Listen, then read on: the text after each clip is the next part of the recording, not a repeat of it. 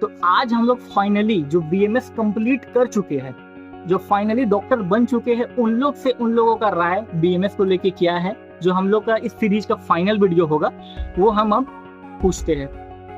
Good evening sir. Good evening. So first of all, congratulations to both of you for finally graduating as BMS doctor, and they are now finally Dr. Vishal Mori sir and Dr. Ganesh Botule sir. हम लोग जो एक video series चला रहे हैं जिससे कि हर first year से लेके फाइनल ईयर तक बच्चों लोग का बीएमएस को लेके क्या सोच है वो हम यूट्यूब में डाल के और अनफिल्टर दिखा रहे हैं। अब फाइनली जो आप लोग कंप्लीट कर चुके हैं, तो ये हम लोग सीरीज का लास्ट वीडियो होगा, तो सबको फाइनल आउटकम मिल जाएगा कि बीएमएस कोर्स क्या है, इसमें क्या क्या चीज है, वो ये लोग वीडियो देख के भी समझ जाएंगे। तो इस बारे आप लोगों को समझ आते हैं। सर मेरा क्वेश्चन है कि बीएमएस करने के बाद पीजी एक सेटल्ड करियर के लिए कितना इम्पोर्टेंट हो जाता है? हमारा जो क्वेश्चन है बीएमएस के बाद पीजी करना जरूरी है क्या, तो इसका नजरिया ऐसा है अपने हिसाब से, मतलब हमें आगे जाकर क्या करना है। हम बीएमएस डिग्री लेके भी अपना जनरल प्रैक्टिस या आयुर्वेदिक ओपीडी कर सकते हैं, लेकिन हम अगर कोई एक ब्रांच से एक स्पेशलाइजेशन करते हैं तो हमारे पेशेंट उस ब्रांच से ही आएंगे। तुम उसमें मास्टर करोगे तो तुम्हारा उसमें बढ़ जाएगा, आगे जाकर ज्यादा एक्सपोजर मिलेगा उस ब्रांच के पेशेंट्स का।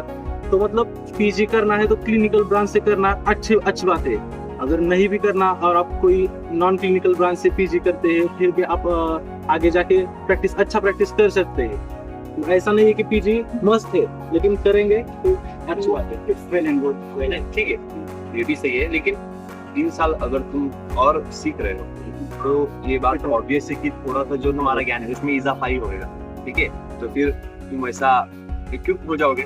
लेकिन मोड ऑफ इंटरेस्ट है, जैसे किसी को पीजी में इंटरेस्ट है, किसी को नहीं है, वो बहुत जल्दी अपना जनरल प्रैक्टिस या अपना जो भी हो सेटअप खुद का शुरू करना चाहता है, लेकिन किसी को लगता है थोड़ा वक्त लेंगे, पहले अच्छा कुछ सीखेंगे, कुछ स्पेशलाइजेशन करेंगे, फिर उसके बाद में करेंगे। तो एक फुल्ली इक्विप होके उतरना वो ज्यादा इम्पोर्टेंट।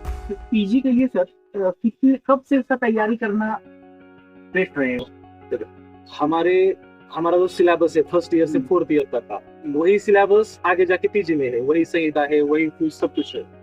हमें क्या करना चाहिए, हम पीजी की प्रिपरेशन कर रहे हैं तो हमें इंटर्नशिप डे 1, अच्छा उस डे 1 से हमें ये देखना चाहिए कि क्या सिलेबस है पीजी में, क्या पढ़ना है, हमें कैसे पढ़ना है, हमारा जो ड्यूटी आवर्स रहता है इंटर्नशिप का उसमें से कैसे टाइम निकालना चाहिए।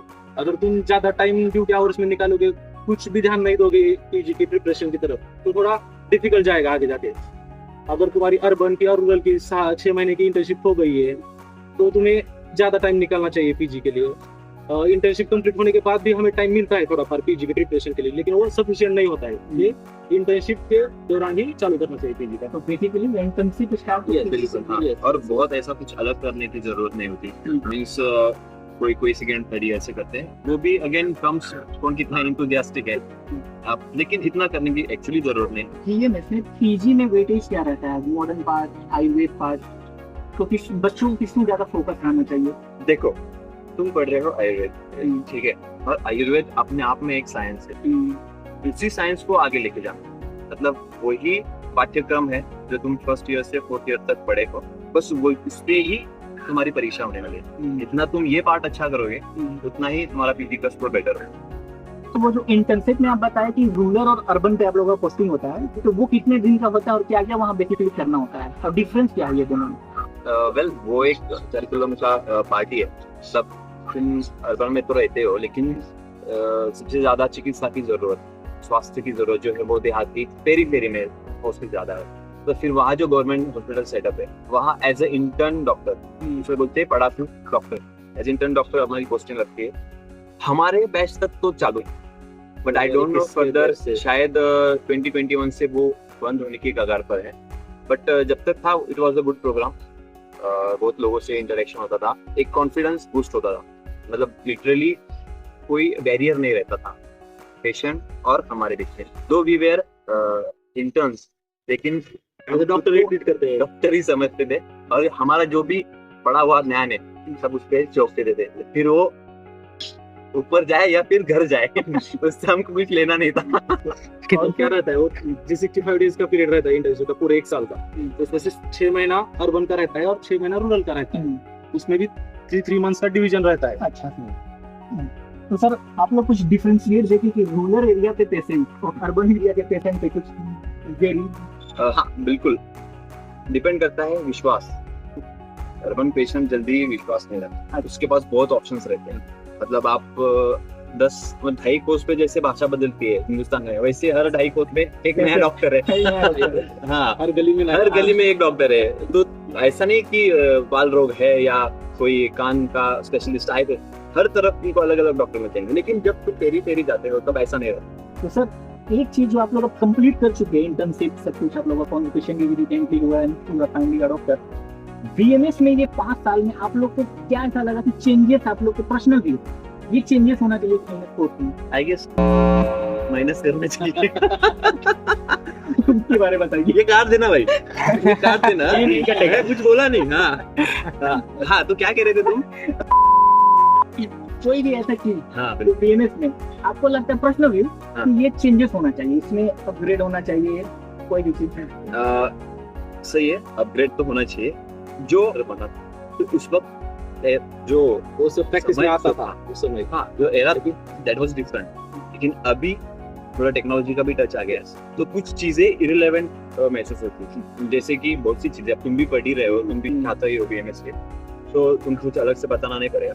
तो वो कुछ चीजें जो है जो अभी के एरा में एक्सेप्टेड नहीं है या फिर एथिकल भी लग सकती है और जो अनएक्सेप्टेड भी है, तो ऐसी चीजें जो है माइनस करनी चाहिए। और ऐसी बहुत सी चीजें हाँ, मतलब ऐसा भी था कि पांडु रोग उसमें शायद बकरे का खून चढ़ा है, जो आज के जमाने में पॉसिबल नहीं है। हाँ तो बेसिकली हाँ, वक्त के साथ अपग्रेड होने का जरूरत है, जो अभी- साधन है। अभी जो आयुर्वेदिक डॉक्टर्स प्रैक्टिस कर रहे हैं हाँ वही सिलेबस में होना चाहिए। एग्जैक्टली। तो वन थिंग कोई भी ऐसे रिलेटिव है जो ईसीजी थमा देते हैं, हाँ अब पढ़ो। अब ईसीजी तुम्हें ही पता है कोई ऐसा चीज पर्सनल लाइफ में बताइए अब आपको वियर्ड लगा हो कि हमको नहीं आना, कोई थमा दिया फर्स्ट ईयर सेकंड ईयर, ऐसा बात- कुछ एक्सपीरियंस? कोविड के समय पे मेरे एक रिलेटिव ने मुझे इस HRCT का जो रहता ना फिल्म वो भेजी थी। अच्छा। और बताओ कोविड कितना सीवियर है। मैं भला ठहरा सेकंड 3rd ईयर का स्टूडेंट, मुझे क्या ही पता। रेडियोलॉजिस्ट कोई पता होगा। एक बीएमएस के बारे में what is one the key thing जो बीएमएस में और बाकी टाइपिंग में नहीं है? क्या हमारे पास सिस्टम मेडिसिन का जो हमारा वे ऑफ थिंकिंग है पेशेंट के बारे में। जब पेशेंट आता है हमारे पास, वो हम एलोपैथी में क्या करते हैं, history taking, normal history taking, कब से है, ड्यूरेशन, मतलब क्या है आपकी कंप्लेंट्स। हम वैसा नहीं करते, हम पूरा दोष इसका वात पित्त कफ उसका बारे में सोचते हैं, हमारे बॉडी में उसके चेंजेस क्या रहेंगे इस रिलेटेड। हमारा सोच जो है वो अलग है, बिल्कुल अलग है मेरी एलोपैथी के हिसाब से। तो ये हमारे जो डायग्नोसिस का तरीका है वही डिफरेंट है, मतलब टोटली इन शॉर्ट ऐसा है कि जो रूट कॉज है उसको पहले मारो। सिम्टम नहीं symptom no symptomatic, just focus on main cause. Allopathic symptomatic treatment रहता है, लेकिन हम रूट कॉज को फाइंड करते हैं, उसके हिसाब से हमारा ट्रीटमेंट चलता है। क्वेश्चन है जो आप लोग शायद आंसर नहीं देना चाहेंगे, फिर भी हम चाहेंगे कि आप लोग आंसर दे। एक बीएमएस कंप्लीट करने के बाद what is the salary which a practitioner gets? वैसे कैसा है आदिल, एक लड़की से उसकी उम्र आदमी से उसका Hope you got the answer. पूछते नहीं तुमने पूछ लिया है तो इतना बताऊंगा, पेट भर जाता है उतना कमा लेते हैं। मैंने मेरी जिंदगी के 5.5 साल दिए हैं, उसमें कोई वेस्ट नहीं होगा। Very good answer. हाँ, this is called unfiltered interview. Money और रिस्पेक्ट, रेस्पेक्ट है या मनी? ये काटना ये ये नहीं मत कटेगा।